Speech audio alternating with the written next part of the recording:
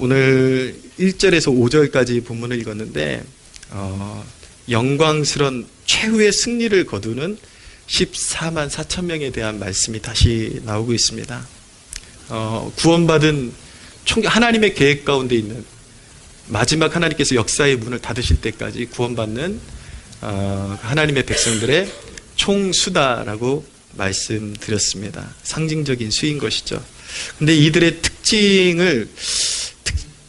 전형적인 특징이 무엇이냐면 5절에 그 입에 거짓말이 없고 라고 말씀하고 있습니다. 그 입에 거짓말이 없고, 이 부분을 좀 먼저 짚는 이유가 있습니다. 이것이 구원론에 대한 그런 기초적인 그 토대가 없으면 이 말씀을 굉장히 왜곡해서 들을 수 있고 오해해서 들을 수 있기 때문에 이 부분부터 짚고 넘어가는 것입니다.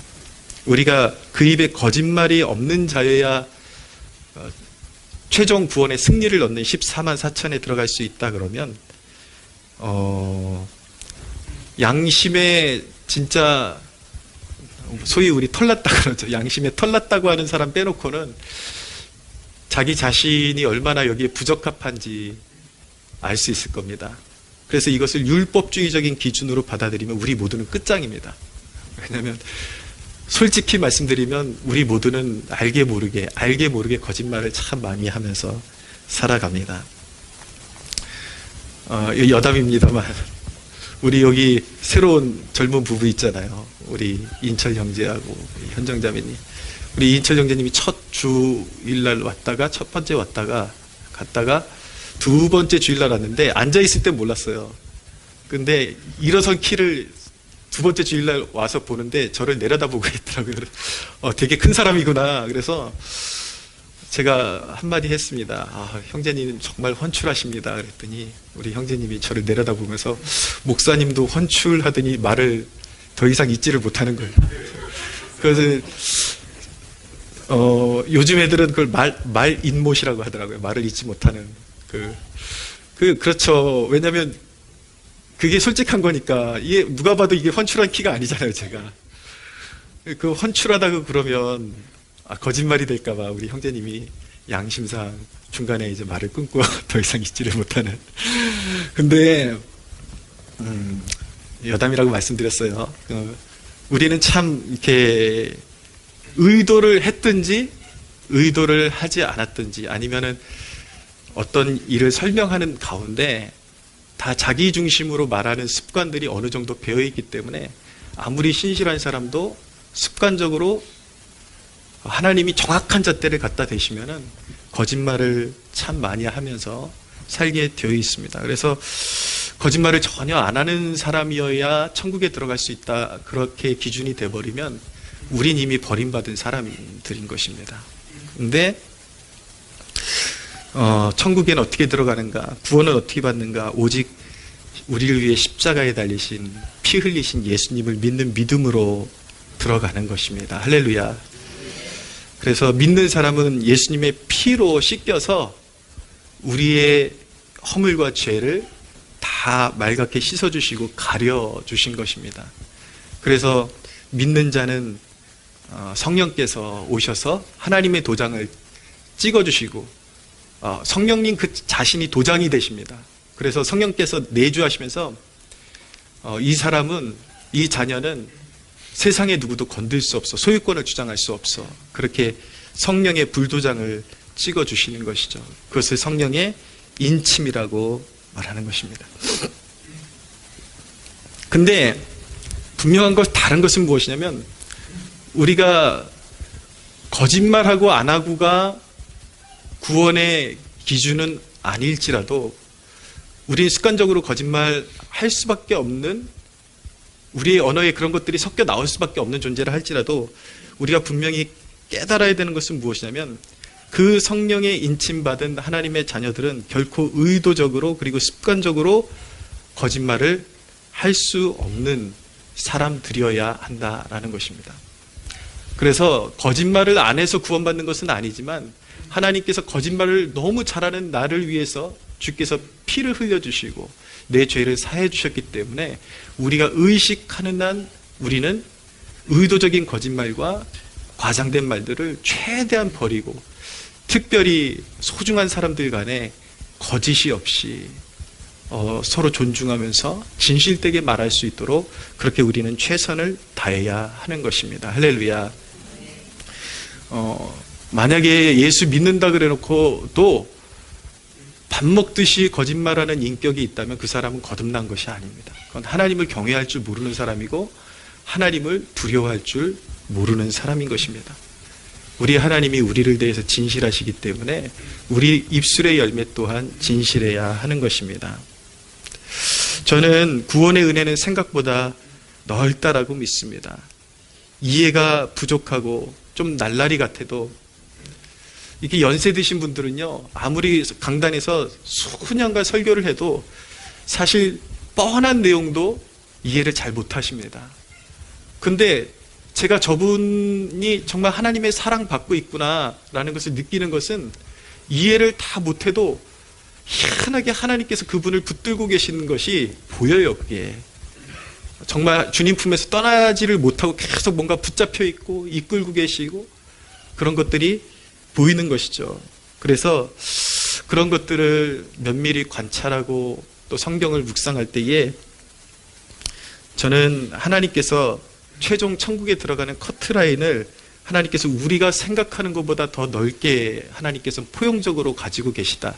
그 얘기는 예수 밖에 구원이 있다라는 얘기가 절대 아니라 오직 십자가, 오직 예수님의 보혈인데 우리가 생각하는 것보다 더 연약한 사람도 하나님은 능히 구원해 내실 수가 있다. 구원에 관한 계획을 가지고 계시다라는 것을 저는 믿는 것입니다.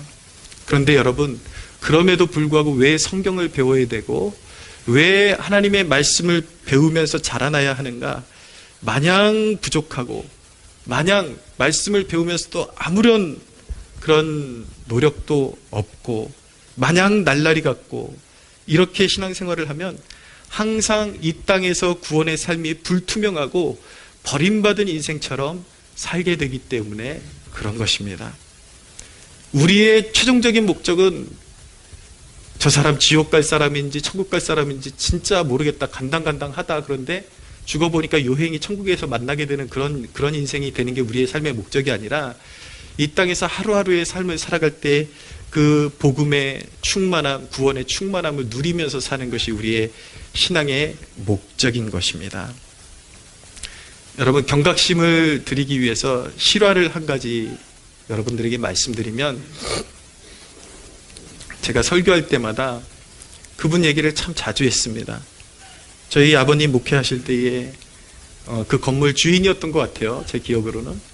근데 주위에서 기도하시고 이렇게 영적인 분들이 당신에게는 교회를 잘 섬기고 그렇게 교회 일꾼이 되어야 될 사명이 있으니까 주님 잘 섬기라고 그렇게 기도하시는 분들이 옆에서 다독거리고 그랬는데도 불구하고 듣지를 않았어요. 세상을 더 좋아하고 돈 버는 일에 그렇게 매진해 있다가 결국은 하나님께서 축복해 주시지를 않으니까 그 집이 순식간에 몰락하게 되었습니다.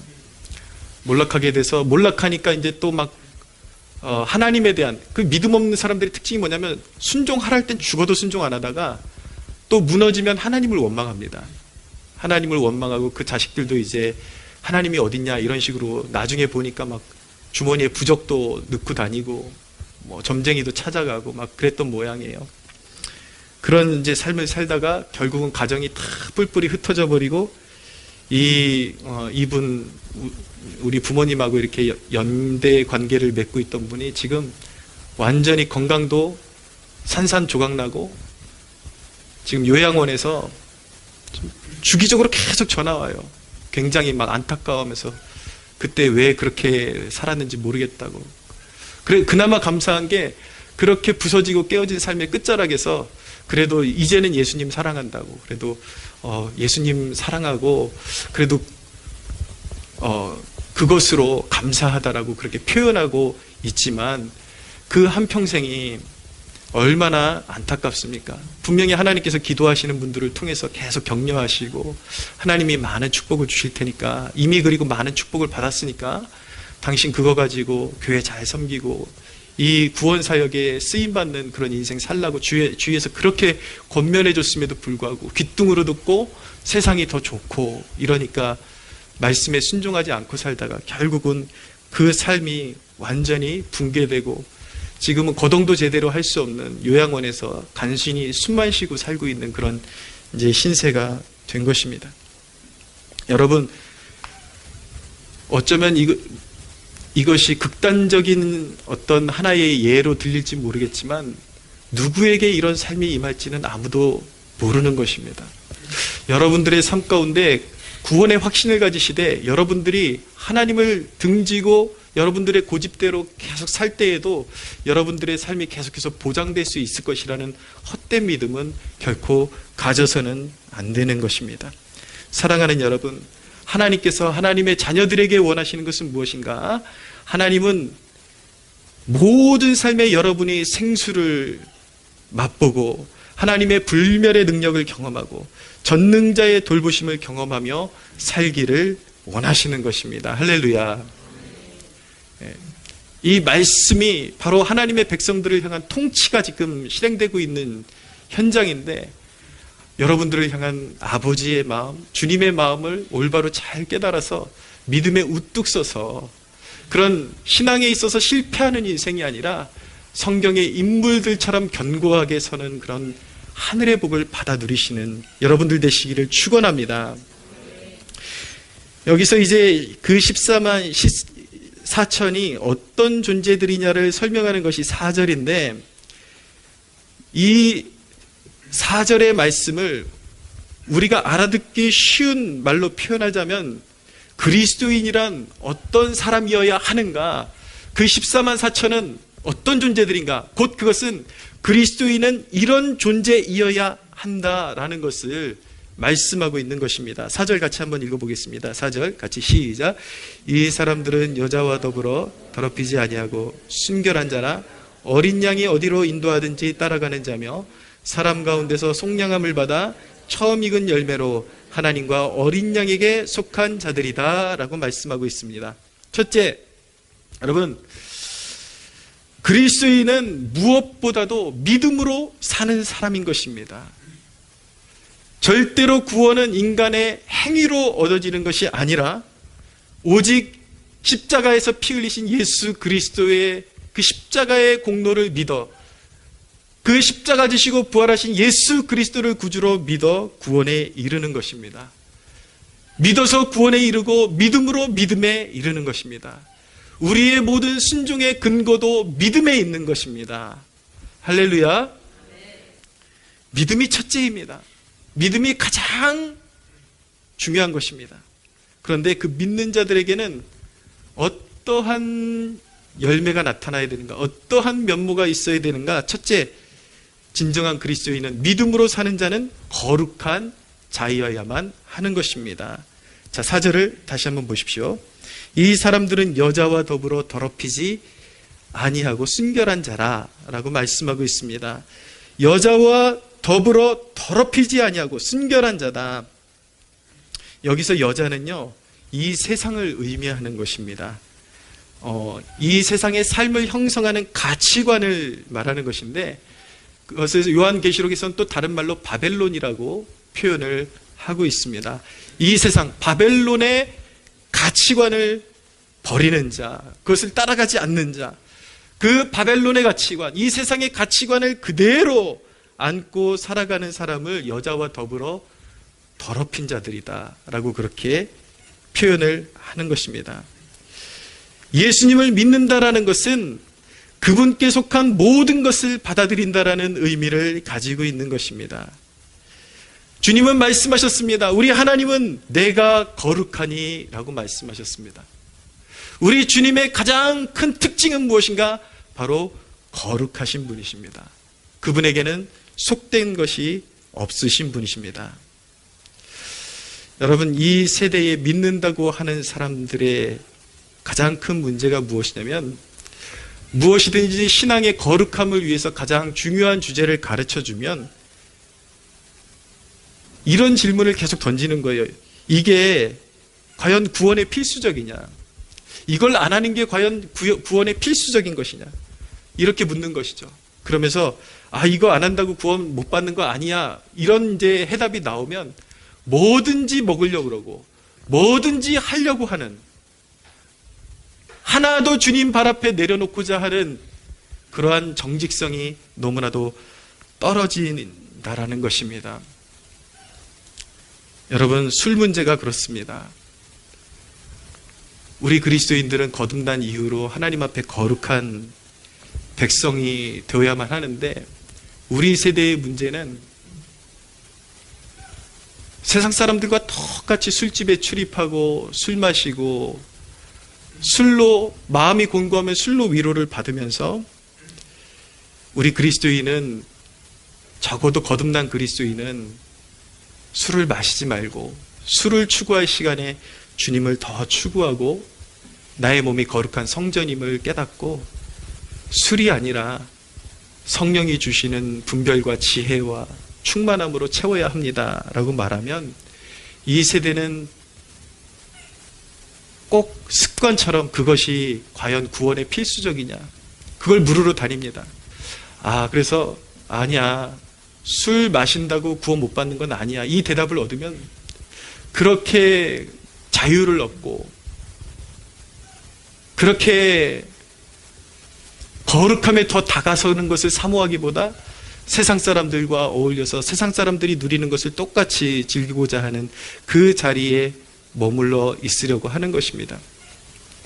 여러분, 엄밀히 말하면 술을 입에 댄다고 해서 천국에 못 가는 것은 아닙니다. 그러나 안심해서도 안 됩니다. 분명히 성경에는 술 취하는 자, 술에 임박인 자는 천국에 들어갈 수 없다라고 말씀하고 있는 것입니다. 안심해서는 안 되는 것입니다. 여러분, 꼭 천국에 들어가야만 거룩함을 추구합니까? 우리가 무언가를 행하는, 순종하는 기준이 내가 커트라인만 넘겨서 천국에 들어갈 수 있다면 그것이 꼭 기준이 되어야 하는 것인가? 이 세대에게 묻고 싶은 것은 그것입니다. 더 하나님이 원하시는 하나님의 형상을 회복하는 사람, 더 아버지의 마음을 이해할 수 있는 사람, 술로 채우고 분별력을 잃은 사람이 되기보다 하나님의 말씀으로 채우고 하나님이 주시는 분별력으로 채워서 세상의 거룩함에 도전을 주는 사람, 여러분, 그런 사람이 되고자 하는 열망을 가질 수는 없는 것입니까? 오늘날 페이스북 같은 데나 이런 데 보면은 하나같이 잘 믿는다는 그리스도인들이 술병을 버젓이 사진에 찍어놓고서 나 이렇게 세련된 그리스도이냐, 나 적어도 이런 거에 나는 걸리지 않아, 술병을 버젓이 올려놓고 그렇게 사진을 찍어놓고, 그게 여러분, 그게 영향력이라는 것입니다. 한 사람이 그렇게 사진을 찍어서 올려서 퍼지기 시작하면, 맞아, 내가 왜 이렇게 고리타분하게 살고 있지? 악한 것은 누룩과 같아서 선한 영향력은 그렇게 끼치기 힘든데 악한 영향력은 얼마나 누룩처럼 퍼져나가는지요. 한 사람이 그런 모습을 보이기 시작하면 여기저기서 따라하고 그런 신앙인이 되기를 갈망하게 되는 것입니다. 그런데 여러분, 로마서 6장 17절 이하에 있는 말씀을 좀 읽어드리겠습니다. 하나님께 감사하리로다. 너희가 본래 죄의 종이더니 너희에게 전하여 준 바 교훈의 본을 마음으로 순종하여 죄로부터 해방되어 의에게 종이 되었느니라. 너희 육신이 연약함으로 내가 사람의 예대로 말하노니 전에 너희가 너희 지체를 부정과 불법에 내주어 불법에 이른 것 같이 이제는 너희 지체를 의에게 종으로 내주어 거룩함에 이르라. 너희가 죄의 종이 되었을 때는 의에 대하여 자유로웠느니라. 너희가 그때 무슨 열매를 얻었느냐? 이제는 너희가 그 일을 부끄러워하나니 이는 그 마지막이 사망임이니라. 그러나 이제는 너희가 죄로부터 해방되고 하나님께 종이 되어 거룩함에 이르는 열매를 맺었으니 그 마지막은 영생이니라 라고 말씀하고 있습니다.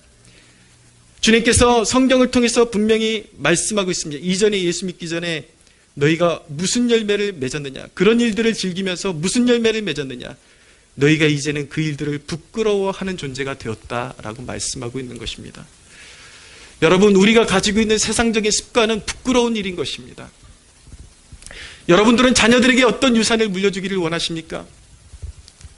길거리에 가다 보면 조금 이제 연세가 무르익어 가시는 분들이 몸을 가누지 못하고 술 때문에 휘청휘청거리는 모습들을 보면 그런 생각을 가질 때가 있습니다. 내가 저분 자식이라면 너무 마음이 아플 것 같다.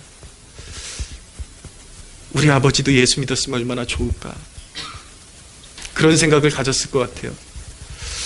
여러분, 하나님께서 우리로 하여금 얼마나 영적인 무한한 가능성과 잠재력을 우리에게 허락하시고 우리를 구원으로 부르셨는데 그 잠재력을 펼칠 생각은 못하고 술에 잠기고 자기 몸도 가누지 못하고 그렇게 허망하게 인생을 소진하는 삶을 우리 그리스도인들이 그것을 꼭 부러워하고 그거 못 먹으면 죽는 것처럼 그렇게 살아서는 되겠습니까? 사랑하는 여러분, 오늘 이 말씀을 통해서 여러분들의 삶 가운데 큰 결단이 있기를 축원합니다. 그런 거 없이도 살 수 있습니다, 여러분. 하나님 안에서도 즐길 수 있는 삶의 내용들이 너무나도 많이 있습니다.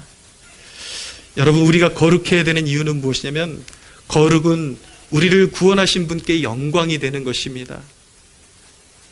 거룩은 바로 우리를 왕같은 제사장이라고 하나님께서 말씀해 주셨는데 거룩함은 왕의 자태를 우리에게 안겨주는 것입니다. 거룩함은 우리가 하나님의 자녀라는 증거요 우리에게도 영광스러운 것입니다. 사랑하는 여러분, 왜 바벨론 문화를 따라가십니까? 조금 더 세상에서 유익을 얻고자 신앙의 양심도 팔아버리고,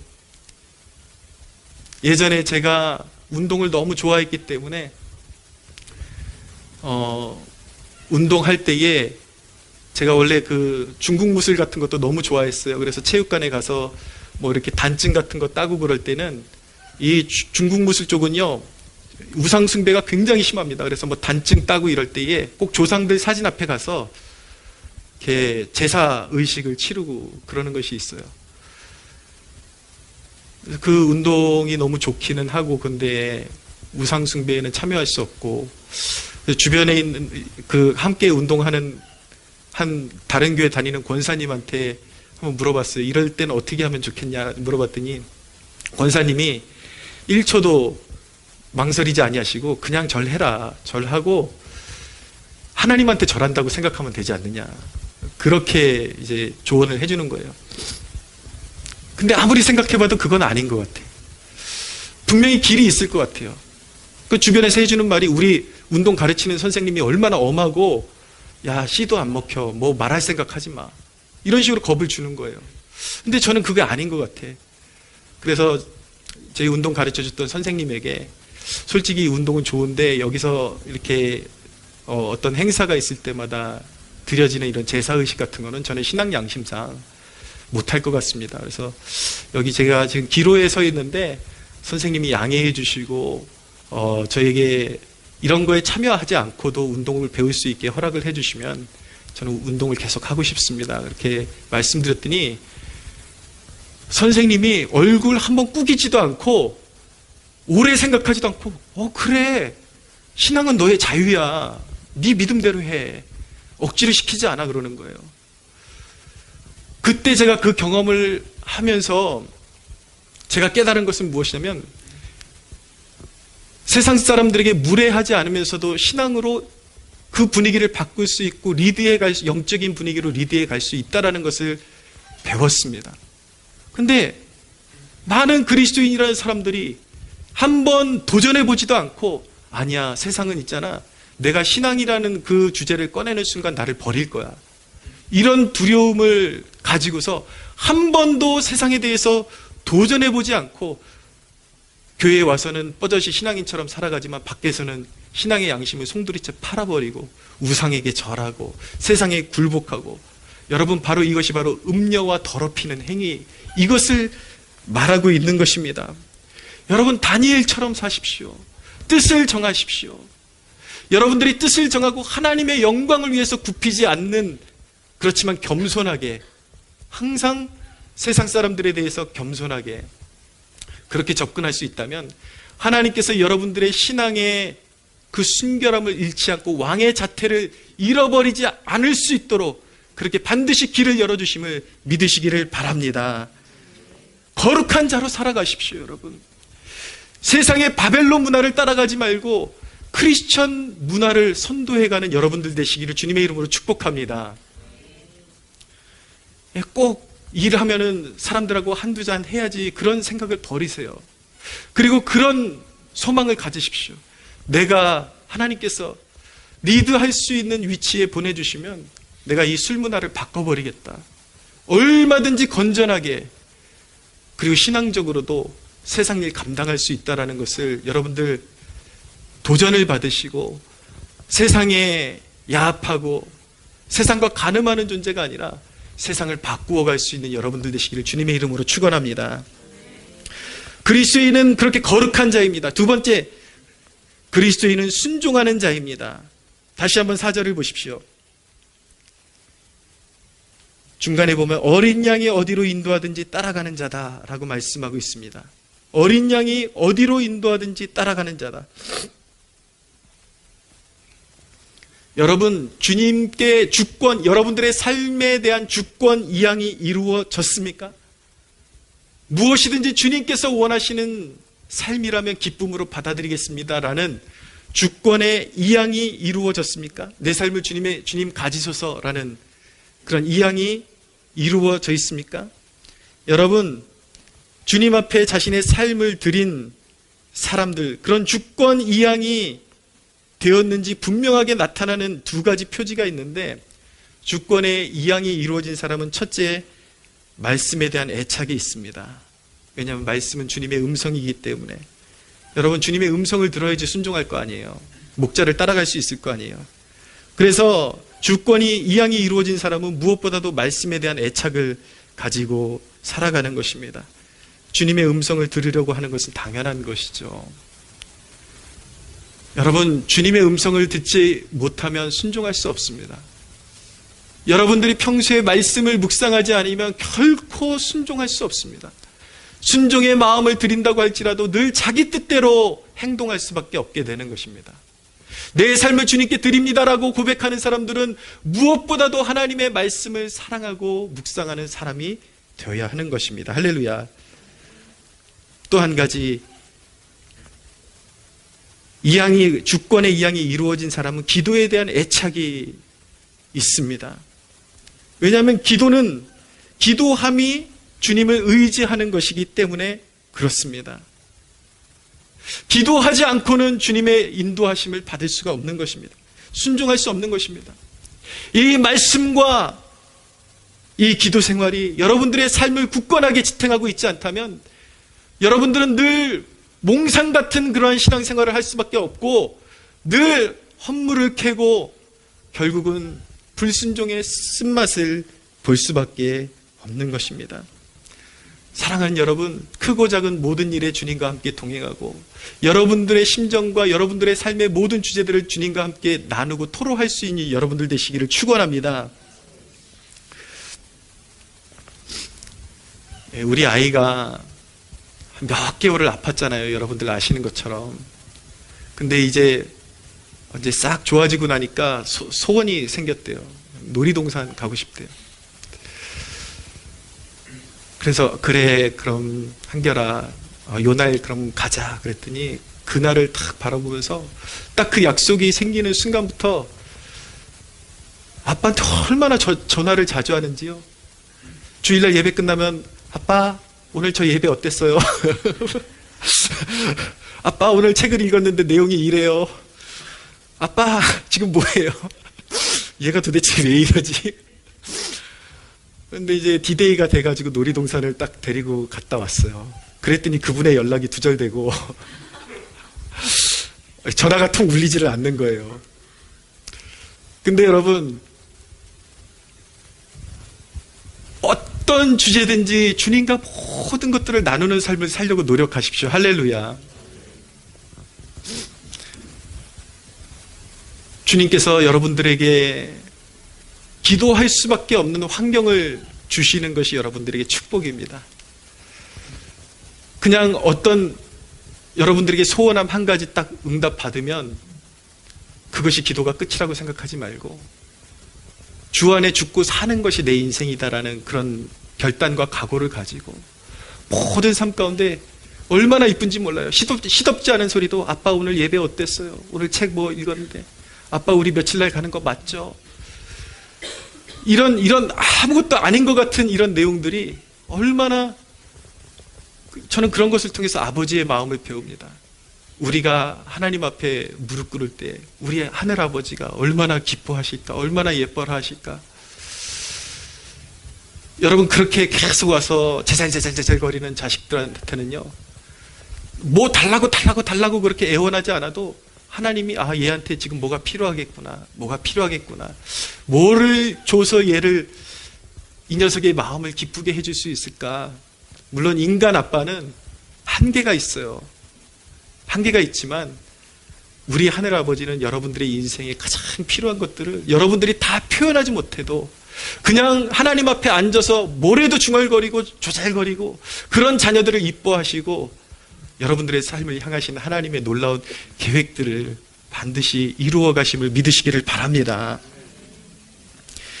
여러분, 순종은 미지근한 기다림이 아닙니다. 능동적인 것이지만 모든 상황과 뜻밖의 상황에서도 신뢰하는 것이 바로 순종인 것입니다. 그것이 바로 주권 이양인 것입니다. 여러분, 사도 바울에게 하나님께서 사도 바울이 그리스도를 만나고 회심한 이후에 너를 이방의 빛으로 삼겠다라고 말씀하셨는데, 너를 이방의 빛으로 삼겠다라고 말씀하셨을 때 사람의 마음 가운데 어떤 기대가 들까요? 제가 목회자인데 하나님께서 저에게 너를 이방의 빛으로 삼겠다 그러면 당장 그거부터 생각할 것 같아요. 아싸, 이제 잘 나가겠구나, 이제 어디서 많이 부르고 유명한 목회자가 되겠구나, 그거 생각할 것 같아요, 솔직히 말해서. 근데 여러분, 바울에게 하나님께서 너를 이방의 빛으로 삼겠다라고 말씀하셨을 때 바울의 처지는요, 갇힌 자가 되었습니다. 옥에 갇힌 자가 되었고 쇠사슬에 매이는 자가 되었습니다.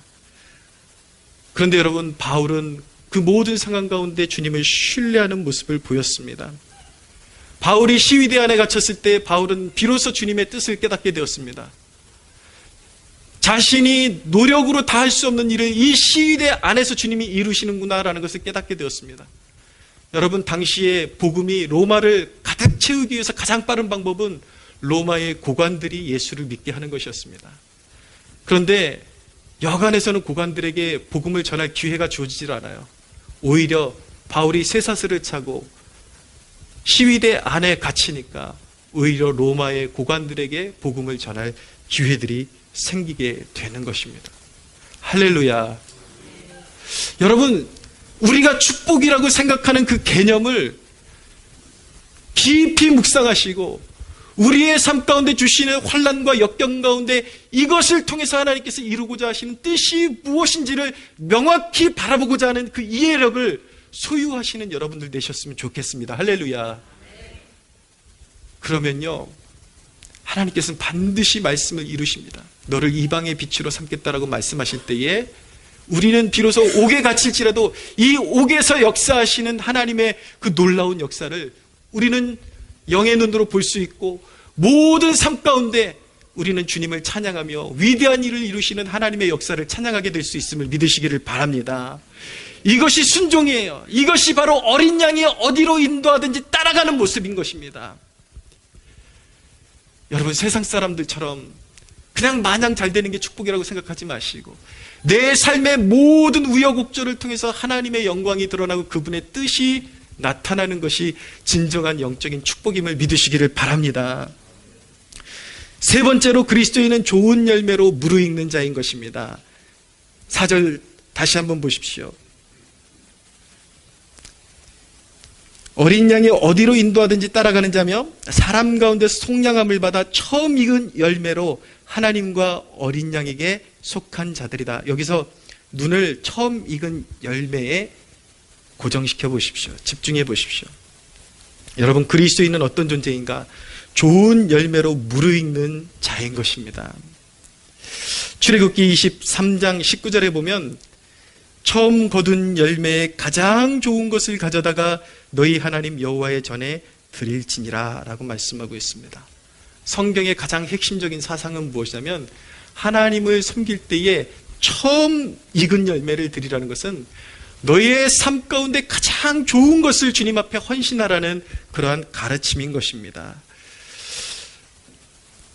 제가 가끔씩 이렇게 종종 가는 커피숍이 테라로사라는 커피숍이 있는데 이게 강릉에서 이렇게 좀 붐을 일으키는 커피숍이에요. 근데 거기 사장님이 어느 인터뷰에서 좋은 커피에 대해서 말씀하시는데 커피가 그게 열매라 그러더라고요. 그 열매라는, 그 당연히 열매겠지만 커피 알갱이도 열매라는 말을 듣는데 조금 신선하게 와닿더라고요.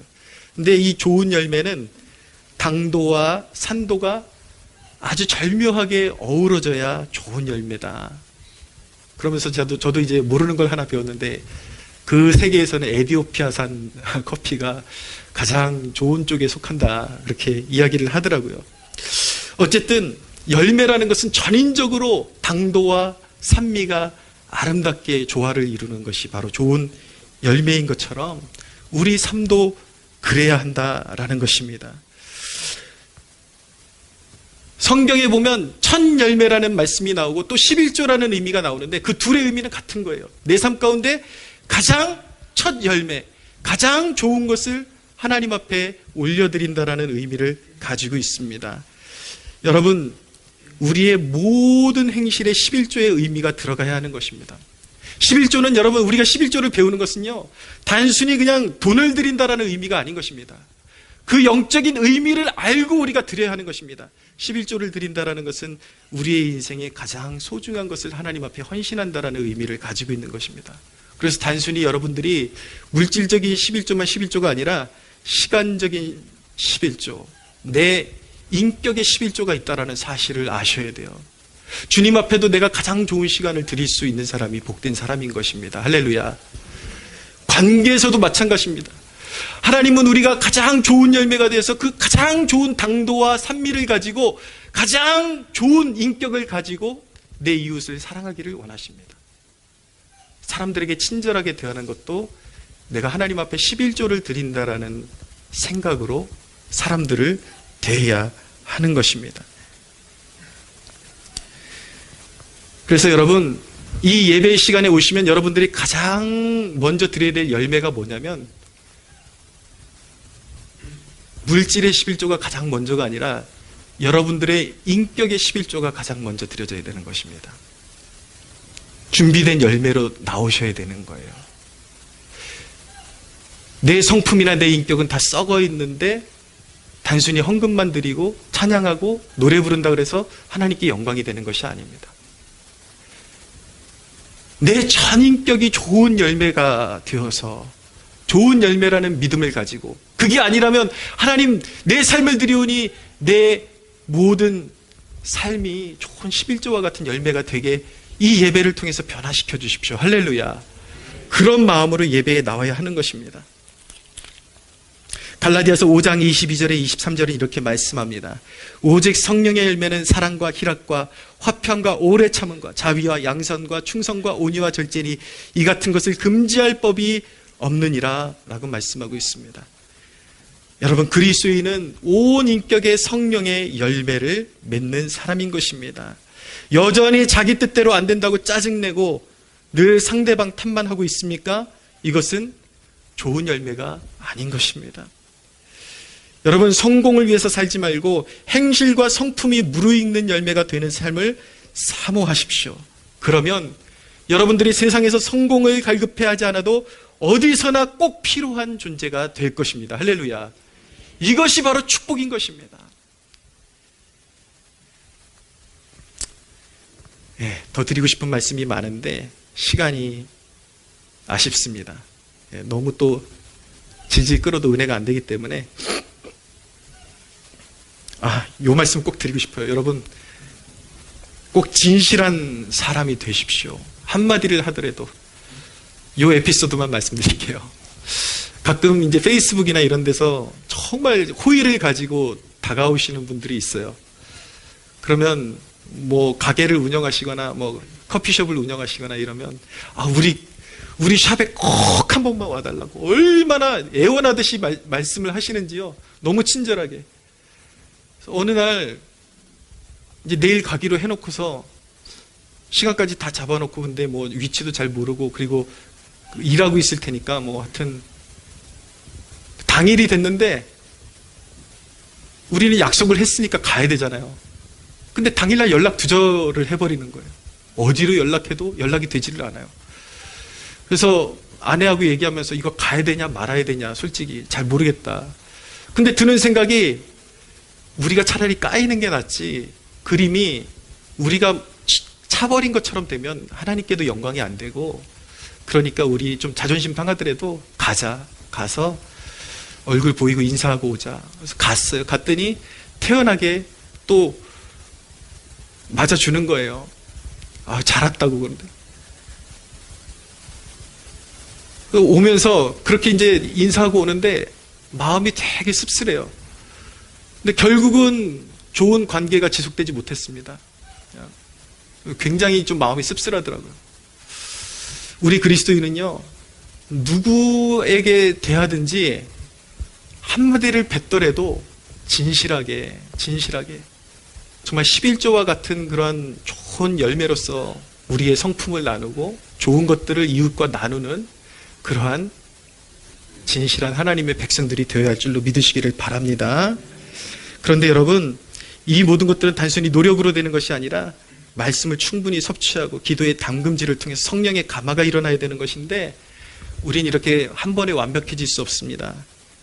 꼭 드리고 싶은 말씀은 실패를 두려워하지 마십시오. 좋은 성품을 갖고 싶은데 어느 날 욱했을 때에 죄책감이 들 거예요. 그러나 쓰러지는 것을 두려워하지 마십시오. 다시 주님 붙들고 일어서면 더 좋은 열매가 될 것입니다. 할렐루야. 예, 이것이 바로 남들이 가지 않는 길, 거룩함과 순종과 좋은 열매로 드려지는 이 삶이 우리 주님께서 부르시는 좁은 길인데 좁은 길로 걷는 자는 반드시 쓰임받게 될 것이고 범사에 잘되게 될 것입니다. 이러한 축복이 우리 주님의 보좌로부터 여러분들의 한 사람 한 사람의 삶 가운데 충만하게 임하는 축복이 있기를 예수 그리스도의 이름으로 축원합니다. 우리 하나님께 영광의 박수 올려드리겠습니다.